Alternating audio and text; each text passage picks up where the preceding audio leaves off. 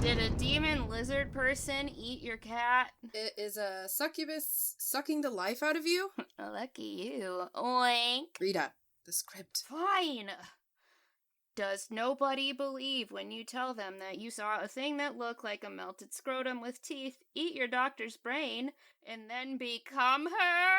Then, person watching this video on your social media platform of choice, the algorithm has made you today's lucky winner. The veil between dimensions is thin, and hell creatures are slipping into our world. But, don't stress. We've totally got it under control. Give us a call, and we'll help rid you of whatever infernal beast is making your life a living hell. 18 and older, please. I will be participating in use of mature themes, drug use, sexual content, and some harsh language. Rita! What?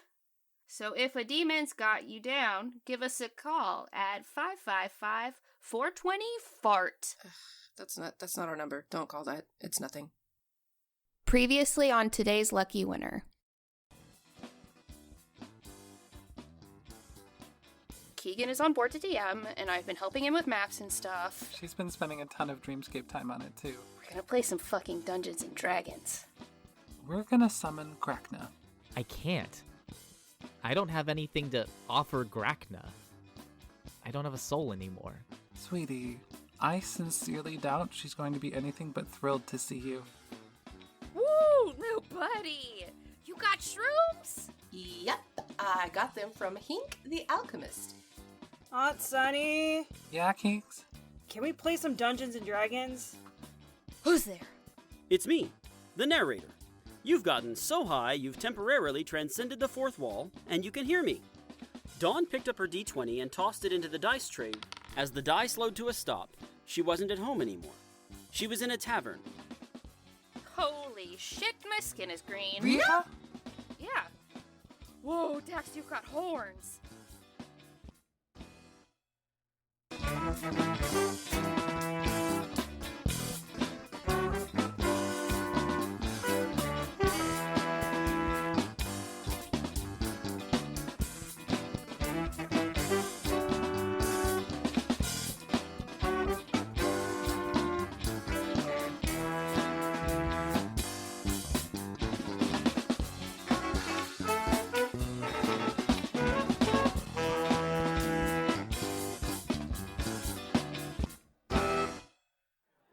Dawn, Rita, Sunny, Grackna, and Dax, in their new fantasy forms, sat around a table in the tavern, taking stock of their belongings and situation. Dawn rummaged through her bag, Dax looked through their spellbook, Grackna wild-shaped into a possum, cool! As Rita waved around her cock-goblin melee weapon, Jesus Christ, her battle ass? Okay, imagine a warhammer, but the hammer part looks like a giant ass, and the handle looks like a veiny dick shaft. She was waving a giant metal dick in a butt. Anyway, as she waved it around, she noticed Sunny making a concerning face. Baby, you okay? You look really upset. I'm not upset. I feel kind of weird. Weird? Weird how? Lightheaded? My stomach kind of hurts, which hasn't happened in a really long time. Sounds like you're hungry. This isn't what I feel like when I'm hungry, though. Yeah, that's a great point, Grax. You understood Possum Grackna? Oh, shit. I did. It worked. I was testing speak with animals. Anyway, Grackna says that Sunny's character is a human. She's probably hungry for actual food. This is some hallucination, though. I couldn't possibly... Whoa. Oh my god. You okay? Excuse me. Oh, yes. Can I fetch you something, milady? I need food. I need lots of food. All right. Cook's just made a heaping pot of beef stew. We got leg of lamb. We Gross. What are your vegan options? What? Asking for vegan options in a fantasy tavern is wild. I love it. Vegan? What kind of animal is that? Do you have any food that's just plants? No meat? No meat. Not even fish? That's a meat. We got a chicken? Nope. Try again. Nothing with a face. So really, just plants? I could get you some of the scraps we feed the chickens. Oh no, she angry. My tummy is growling for the first time since 1968. For a very brief time, I think I might get to taste food again. You're gonna go make me something delicious. Something that doesn't have meat. I will not be eating a plate of French fries. If you come back with a salad, it had better be the best goddamn salad I've seen in my entire life. You hear me? Oh, okay. Sorry. I'll find you something. I promise. You'd better. You won't like what happens if I don't like my food. You good? I'll be fine. There's just a little flash flood in my goblin pants. Ugh, gross. Not you. Oh, me? Yeah, I'm good. Why do you ask? No reason, I guess. So, what do we do now? Kieghan was the DM. How do we know what to do? And where are we? Where did those mushrooms send us? All good questions. We should also be sure about the rules here. If we die in the game, do we die in real life? Dawn pondered their Hello? current situation. Narrator! Rita! You can hear me? Yeah, bud. I guess my friends can hear you now, too. What did you call them? Oh, this is him. This is the narrator. The one that describes everything we do to the listeners. If you get the right combo of drugs, you can hear him, too. Oh, the narrator is what she called the auditory hallucination she had when she fucked up the plumbing last time. Remember? Oh, right. Wait, so that means we're in the dreamscape, right? Because we're all hearing one of Rita's hallucinations? Oh. He's not a hallucination. He's my friend. I'm not a hallucination. That makes sense, too. Remember how the writer was able to talk to you when we did Acid in Dinosaur Valley? I think certain substances may make it easier to access Kyle's pocket dimension. And Rita did help Kieghan plan out this session by testing stuff out in the dreamscape, so it makes sense she'd have all this stuff here. Okay. Then, as long as we don't have any Carmilla sneaking in here, this whole thing should be low risk. I'm relieved we're in the dreamscape. When I thought it was just the mushrooms, I got a little panicked. So, Rita, since Kieghan can't help us out in here, do you know where we should go next? Not really. Narrator, you got any info? We've been over this. I can't tell you what's going to happen. Baby, we don't need to be acting on information from your auditory hallucination. He's not a hallucination. I am sorry, dude. It's fine. It really is. Carry on. I'll be here when you need me. Thanks, man. Anyway, I helped with the maps, and I helped with the monsters and combat stuff. He'd give me the combat rating he was looking for, and I'd build a homebrew monster. I tested the encounters out in here just to see how well the party did. I know what potential nasties we could encounter, but I don't know anything about the story Kieghan worked out. Well, how about we all take stock of what we're carrying so we can be prepared as we go explore. Sunny has a sword, as we saw. Rita has that thing. Battle ass. Rita has her battle ass. I have my gloves of orc string. Those are just the fingerless gloves Dax gave you in real life. So, Kieghan said I could have them in game. Cool. Have they been handy in real life? Oh yeah, I punched so many demons. Sick. I have some gold. I have...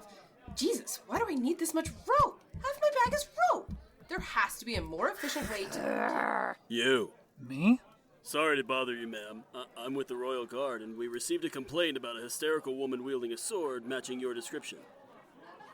I see you're just a lovely human woman sitting here with your companions, so I'm sure there must be some mistake. Oh, thank God you're here, officer. I need your help. What do you want, goblin? Whoa! I'm sorry, are you being rude to her because she's a goblin? No, I love goblins. Some of my closest friends are goblins. Sure. What can I help you with, Squirt. Excuse me? Squirt. Squirt bigly. Sure. What do you need help with, Squirt? I desperately needs someone to sugma. It's not like I can do it myself, and I think a public servant such as yourself could really help me out. Sugma? Yeah, sug my balls! Are you all the vegetables we had? You little goblin piece of shit.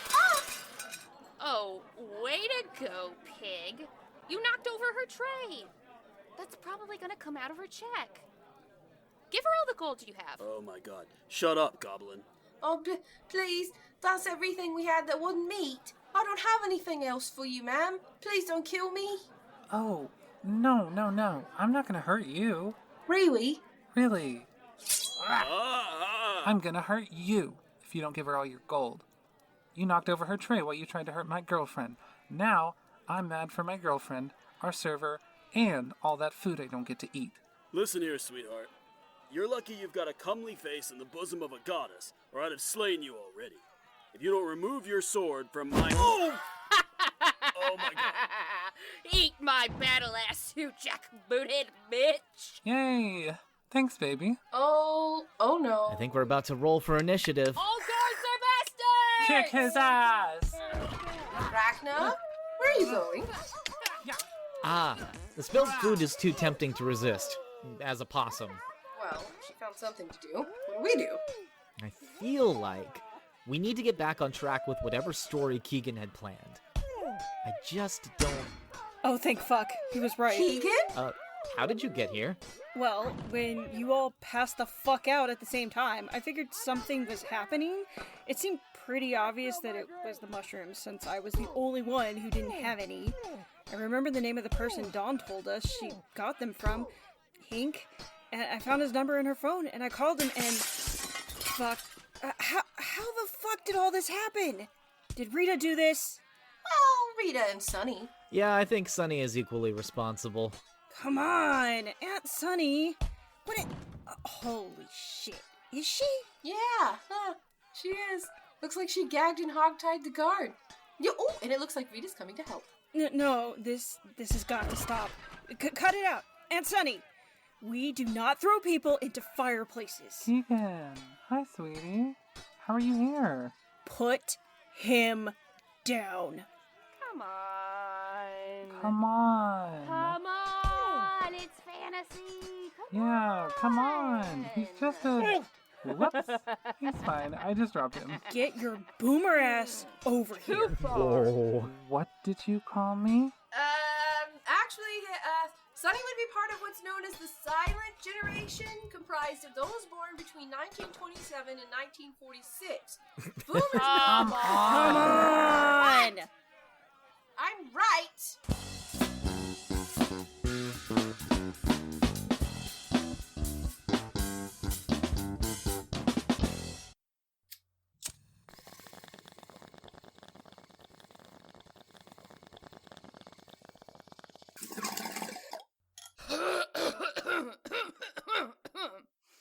Now for a brief commercial break. Hello, all you beautiful people. My name is Autumn, but you may know me better as Dawn from here on Today's Lucky Winner. I'm also a founding member of the group of nerds over at CtrlAltCrit. We stream and produce content ranging from board games, video games, TCGs like Magic the Gathering, and almost any tabletop role-playing game we can get our hands on. Come on over and check us out at CtrlAltCrit.com or on Twitter, YouTube, and Twitch. You can also join our Discord community for first-hand updates on our many projects and an all-around good time.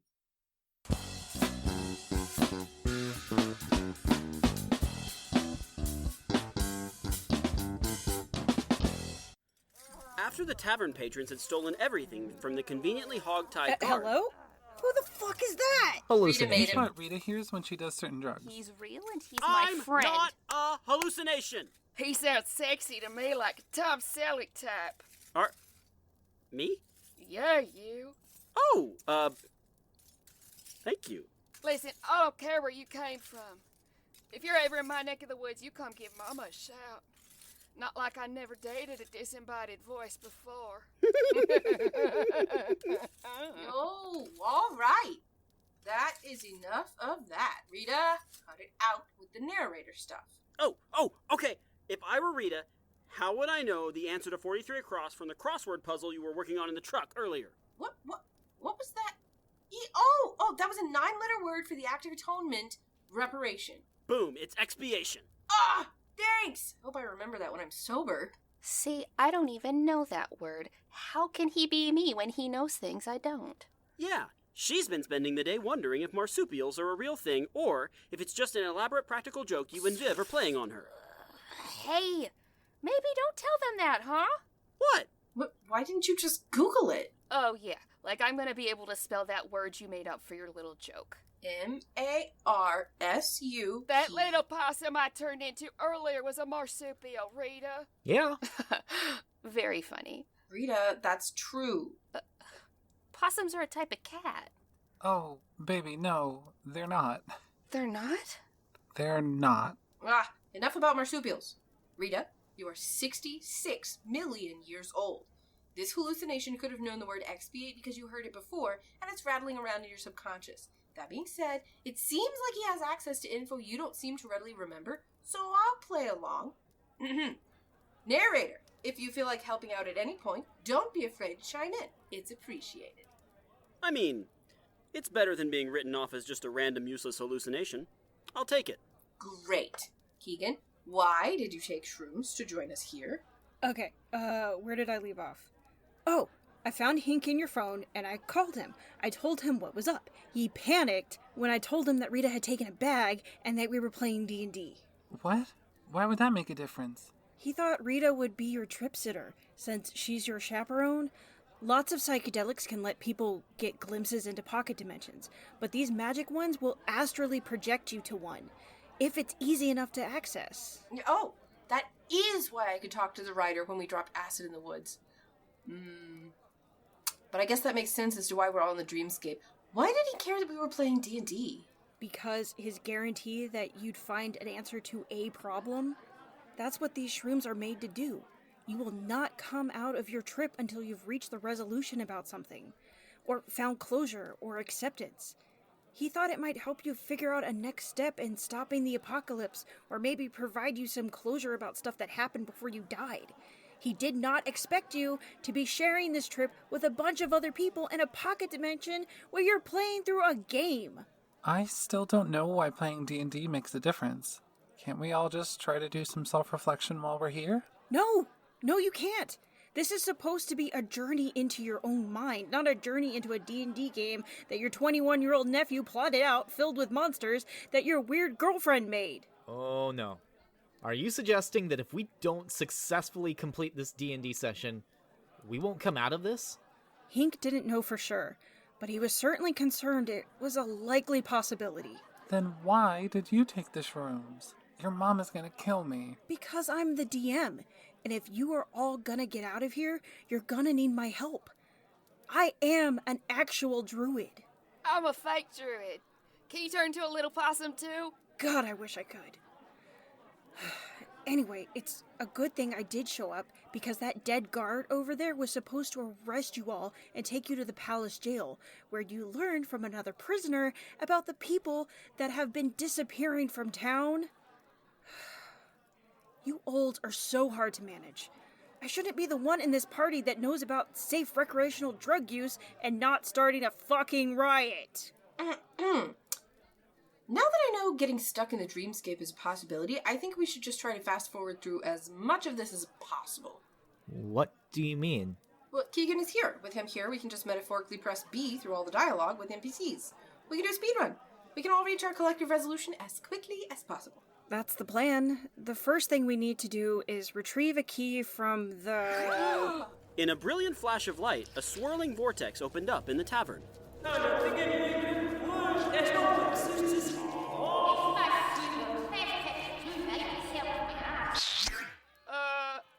the fuck was that? What do we do with that? I don't know. That wasn't me. That wasn't you? No. Well, that's not good. Well, let's not jump to conclusions. Maybe it's a good sign. Carmilla can come into Rita's dreamscape. Certain weapons she has can actually hurt you here. She almost killed Rita. Jesus titty fucking Christ, we gotta get out of here. Grax ain't gonna go out on account of no vampire trying to Elm Street me. No way. No fucking way. We got...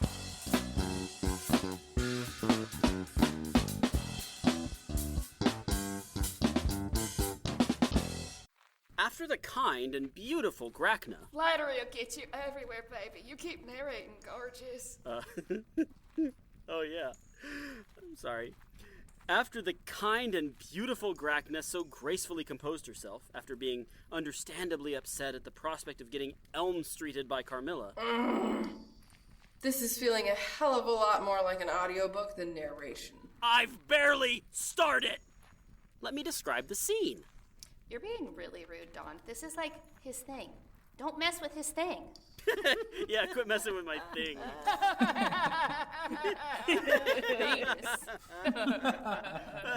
Fine. Sorry.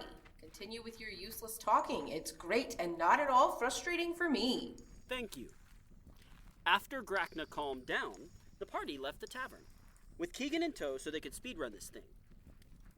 He told them that they'd learned about a cave where there was a key. Why would there be a key in a cave? I'm not following. Listen, DMing is hard, okay? I don't know. That's where I put the key, okay? Sorry. Anyway, people had been disappearing from the village. All of the disappeared folks had been taking a road that led through the darkest part of the woods. Beside the road, there was an abandoned house that was the stuff of legend. Nobody knew who lived there, but you could detect a dark magic coming from the home.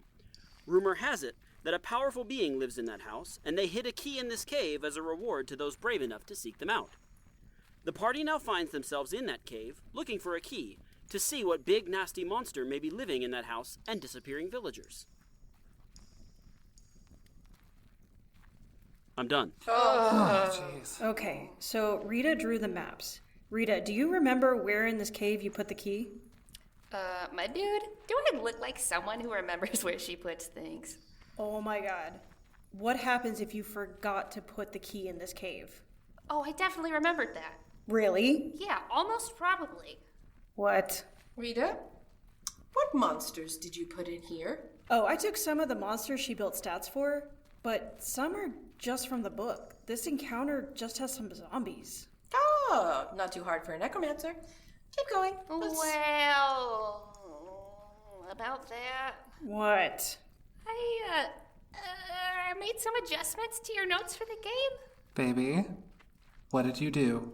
Listen, I spent all that time making the scariest D&D monsters that anyone has ever created, and he only took 3 of them. 3. And he said we'd likely only have time to fight 1. My critters were too good to be wasted. Why does it smell like onions? No. Rita, I know which one this is. It does smell like onions, don't it? And lime.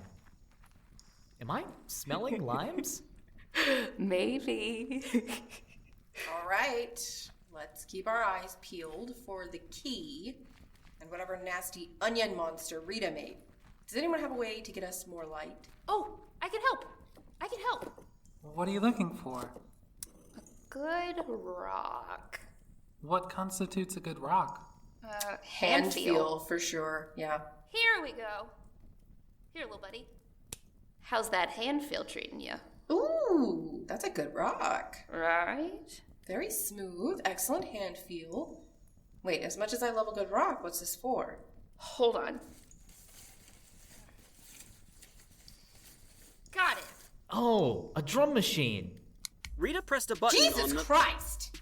Would you stop doing that every time I talk? I'm trying! Your disembodied voice!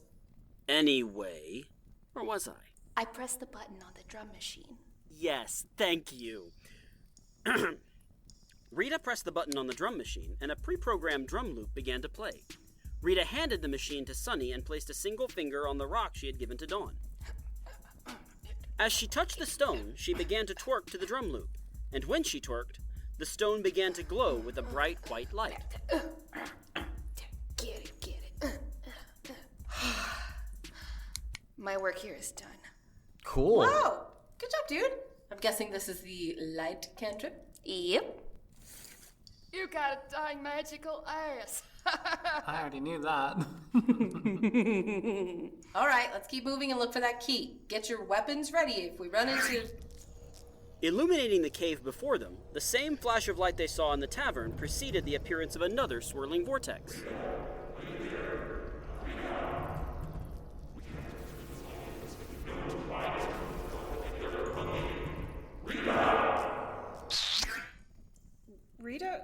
did this thing say your name?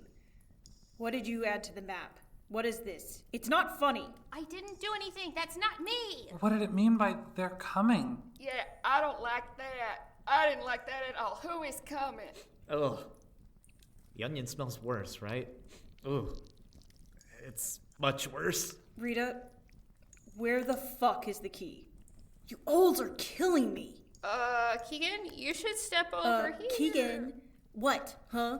This is supposed to be a simple D&D game. Kieghan? What? What do you want? The onion smell is worse. What's that noise? You come here right now, young man. Don't tell me what to do. Ah, holy fuck, Kieghan, you need to come here. What the fuck is that? Realizing that everyone was staring at something above him, Kieghan looked up to the ceiling of the cave. In the glow of the stone that Rita had illuminated, he could see an enormous smooth green blob slowly undulating above him. We can all see what's happening. Thanks. God damn it, Rita. I told you we couldn't use this monster because it's too difficult. How are we supposed to? Kieghan! That cave booger ate him up. What the fuck just ate him? He's in the belly of the beast now. A disgusting, smooth bastardization of all that is good. We have to save him. That onion green son of a bitch is an abomination. Okay, baby, it's bad, but what is it? You made this thing. Tell us what it is so we can save him. That is the mindless, blender-made, gelatinous guac. Oh, that alright. is a Really? guacamole. Could be worse, yeah. This is ridiculous. It's the dreamscape. He won't suffocate on guacamole. Oh no. What? One of Kiva's grandkids is allergic to tomatoes, and I can't remember if it's Kieghan. Would he still have a tomato allergy in the dreamscape? Are you stuck in this mushroom trip if you go into anaphylactic shock in here? Oh, We'll get you out. Let me see if I open your got my mouth. EpiPen on me. We got...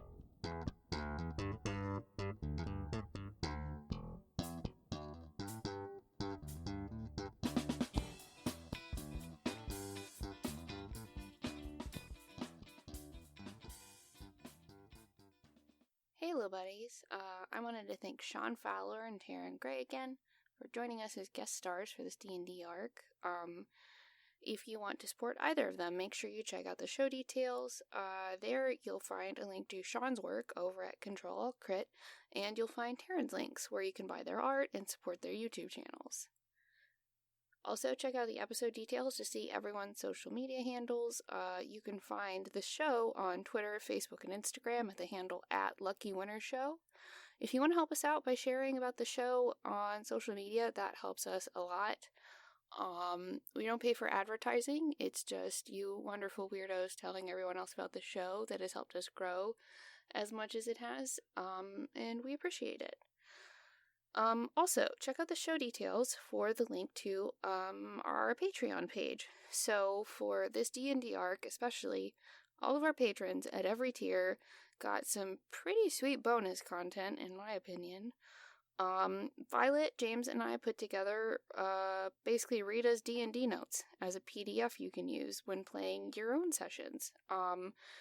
It includes maps of the cave, character sheets for Dawn, Sunny, and Rita's character, the homebrew cock goblin subrace, stats for Rita's battle ass. Dawn even has Cabroncita in the game. There is a monster block for the gelatinous guac. There's lots of cool stuff. The three of us worked really hard on it. And Violet did all of the pixel art for the maps, and I did the cover art and other various weird illustrations throughout, including the battle ass. So that was fun, just drawing a big dick in a butt. Yeah, so if you want our little homebrew pack, but the monthly commitment of being a Patreon patron isn't something you can afford right now, which I totally get, I totally understand, but you'd still like that homebrew stuff, we have a link in the show details in the merch shop where you can buy the same homebrew goodies that all the patrons got, as a digital download, so that'll be in the show details. Anyway, when you support us on Patreon, you can also get a cool shout out at certain levels, like our friends Randy Lovings, Rachel Rachelson, Sewing Seraph, B. Trossler, Kelly Brennan, Damon Fokker, Smitty Singh, Lucy, Wyatt Henderson, and Helen Clifford. Okay, so I want to talk about one other thing that is related to the show, but I wanted to end my usual housekeeping stuff with it in case you aren't in the headspace to hear about it. So I'm going to give a content warning for stuff that I'm about to talk about, for mentions of animal illness, cancer, eating disorder, and suicidal ideation mentions. If you aren't in a place to hear about any of that, please, I want you to feel empowered to end the episode here. You're not going to miss any huge show-related stuff. There's not going to be an after-credit scene like a Marvel movie. You're okay.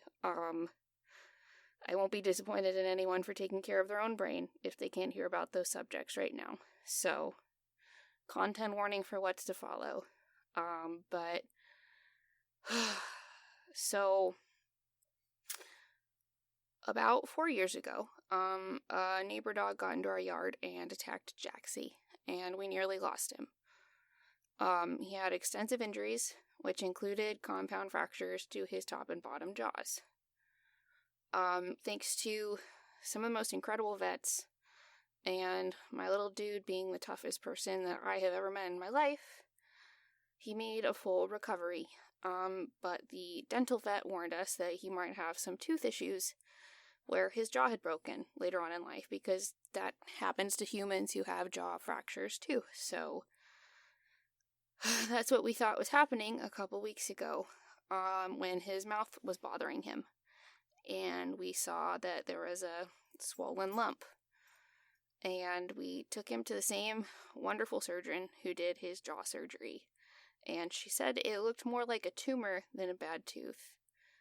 And even she said, what are the chances he'd have a tumor in the same spot where he broke his jaw? Well, the chances are astronomical, and we have really shitty luck because it is a tumor. And not only is it a tumor, but it's a malignant melanoma. Our vet was real with us and told us it's the worst case scenario all around.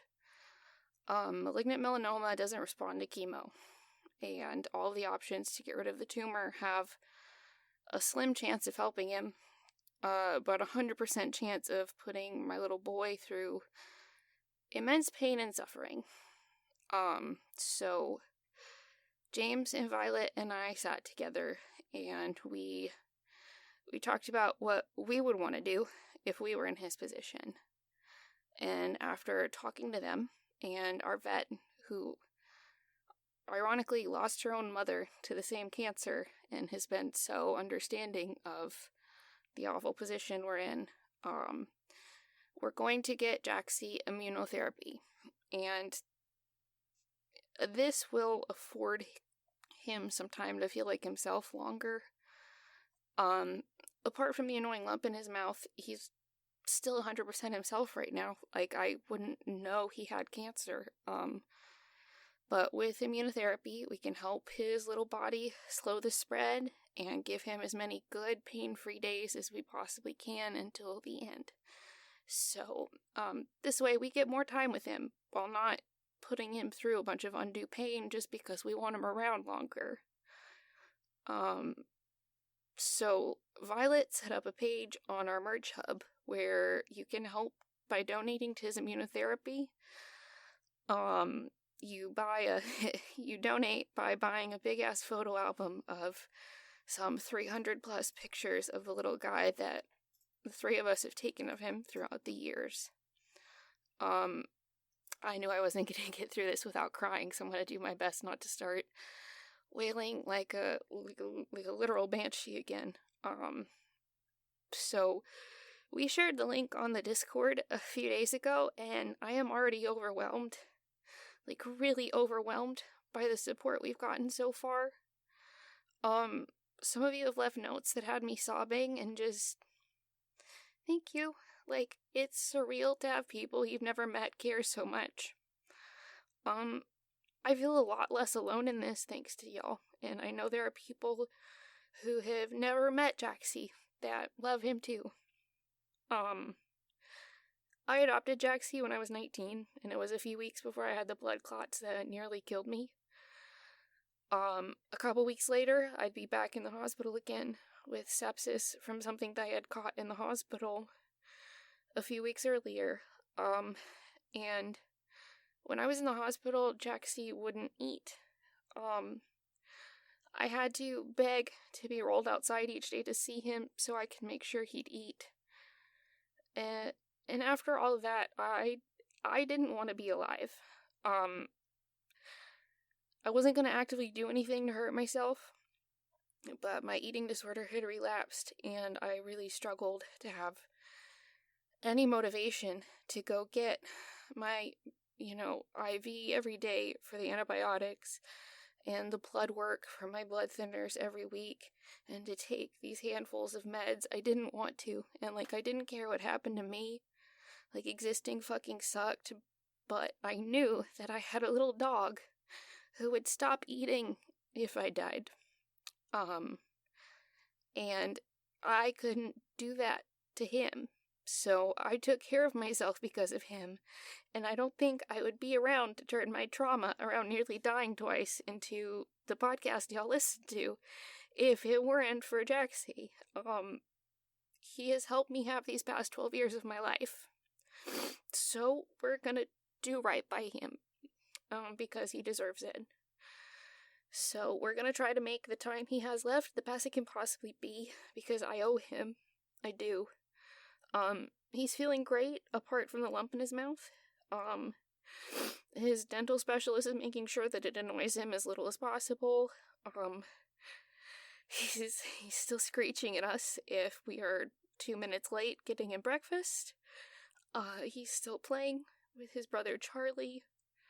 He's still doing that weird thing he does where he tries to dig through the area rug in my room and then just smells it a bunch.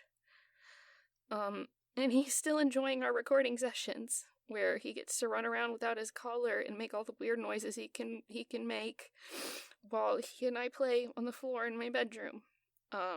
So right now he's laying on my bed getting blueberry stains all over my quilt because he had a special blueberry snack.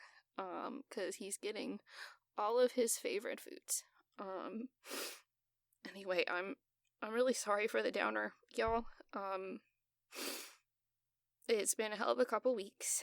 But I'll make sure the link to donate is in the show notes. If you can't afford to donate, I completely understand. I really do. The three of us have scraped together everything we could to get him to this diagnosis, and I understand living paycheck to paycheck, and I get it, and I understand if you can't donate, but all of your kind words mean so much to us that I cannot even describe how much less alone that we all feel. Anyway, there's no smooth transition out of talking about dog cancer, so, that's all I got for y'all this time. We'll be back with a new episode on November 1st. And until next time, little buddies, try not to die.